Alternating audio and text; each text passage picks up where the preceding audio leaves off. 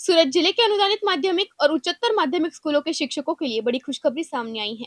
श्रावण मास के पहले दिन 88 शिक्षकों को पूर्ण वेतन का आदेश दिया गया।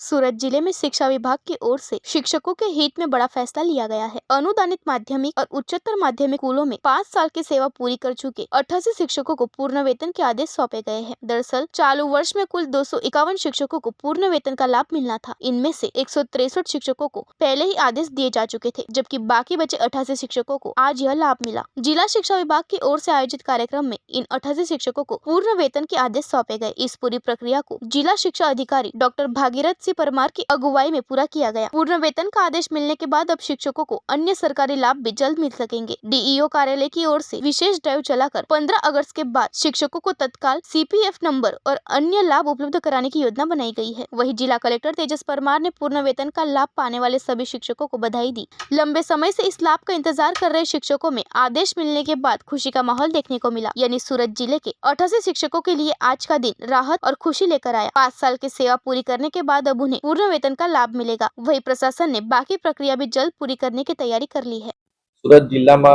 माध्यमिक और उच्चतर माध्यमिक शिक्षण विभाग में 5 वर्ष पहला जे शिक्षकों नौकरी में लाग्या था तेमने ऑगस्ट महीना में 5 वर्ष पूर्ण थता આપણે આજે 5 વર્ષ પૂરા પગારનો આદેશ કરવામાં આવ્યો છે।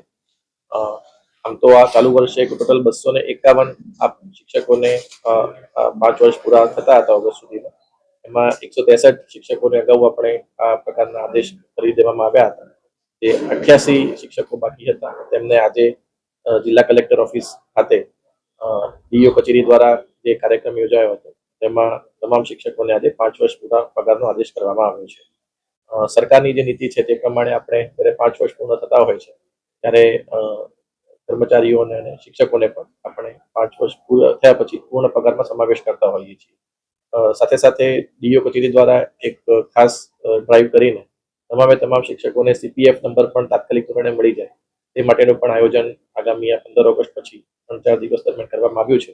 જેથી તેમને જે પણ લાભો આપણે પૂર્ણ પગાર થયા પછી આપવાના થતા હોય છે તે પણ એમને ઝડપથી મળી શકે। એટલે આ પ્રસંગે હાજર રહેલા તમામ શિક્ષકોને હું ખૂબ ખૂબ શુભેચ્છાઓ પાઠવું છું અને ડીઓ ઓફિસ સમગ્ર સ્ટાફ અને ડીઓસીને ખૂબ ખૂબ અભિનંદન પણ આપું છું કે આજે કાર્યવાહી છે એમને ખૂબ જ ઓછા સમયમાં અને ત્વરિત રીતે કરી છે જેથી આપણા તમામ શિક્ષકોને 5 વર્ષ પૂર્ણ થઈ તરત જ આ પૂર્ણ પગારનો આદેશ મળી શકે।